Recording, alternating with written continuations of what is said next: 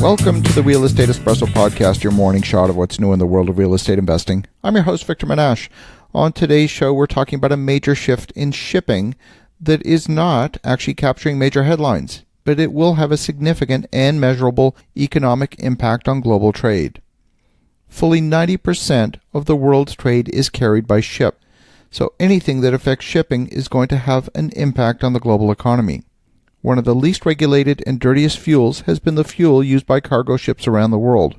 New global environmental regulations are requiring ships to use low sulfur fuel, and ships are being forced to reduce their emissions starting on January 1st, 2020. Low sulfur fuel is more expensive than the predecessor bunker fuels.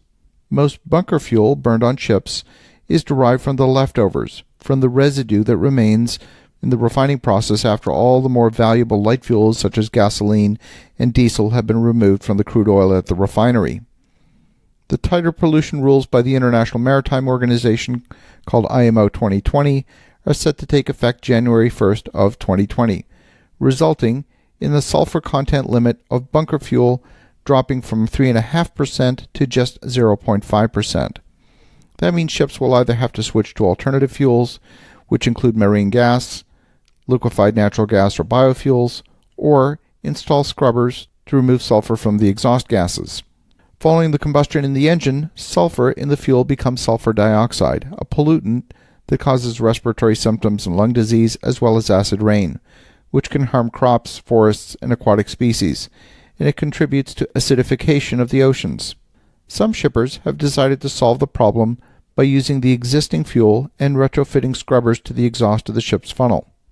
The scrubber operates by pushing the exhaust through an alkaline water mist, usually in 3 stages. The now contaminated seawater, which is laced with sulfuric acid, is discharged into the sea. The scrubber solution is a highly questionable solution in my mind because it simply accelerates the process of what's happening naturally. The air is cleaner, but the contaminants are dumped directly into the ocean in a much more concentrated form. Some seaports have been introducing bans on open-loop scrubbers. This would require ships fitted with scrubbers to maintain the scrubber water in a closed-loop holding tank. Some ships would hold the toxic waste while in port and then dump it in the ocean when it's in international waters. Others will hold the toxic waste until it can be downloaded to a land-based treatment facility. The 28 European Union countries submitted a paper to the IMO which says that the use of open-loop scrubbers was expected to lead to a degradation of the marine environment due to the toxicity of the water discharge. It said it wanted to see a harmonization of rules and guidance. Carnival Cruise Lines, which also uses bunker fuel in many of its ships, have protested the proposed bans, stating they've already made large good-faith investments in scrubbers to reduce the environmental impact of shipping.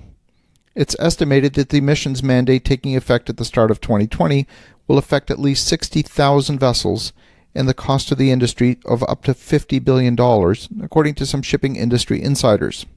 Cargo owners expect a significant jump in freight rates, which over the past 5 years have been hovering at or below break-even levels for many shipping operators as a result of a lot of new ships that have come into the system and a number of price wars. Many of the world shipping companies have been unprofitable for much of the past decade, and the outlook over the next couple of years looks grim, especially on the back of a slowing economy and trade tensions between the U.S. and China. If the higher fuel costs go to the shipping companies and end there, it could result in bankruptcies. That's according to the CEO of Maersk, the world's largest shipping container company. The new formulation of low-sulfur fuel is supposed to replace bunker. Today, bunker fuel accounts for 13% of world sulfur dioxide emissions. That's according to the IMO. So the environmental impact of switching from bunker fuel to low-sulfur fuel is going to have a significant impact on the environment. Shipping executives expect to pay 25 to 40% more for low-sulfur fuel than they pay for the current bunker fuel because of the higher cost of producing the fuel and setting up new distribution systems. Shipping owners could also convert their ships to other energy sources such as low-sulfur diesel or liquefied natural gas, but that'll be a huge retrofit to the propulsion of those ships. Whatever the solution, be prepared for economic impact that will be reflected in higher shipping costs and possibly higher prices at the checkout. Have an awesome rest of your day. Go make some great things happen. We'll talk to you again tomorrow.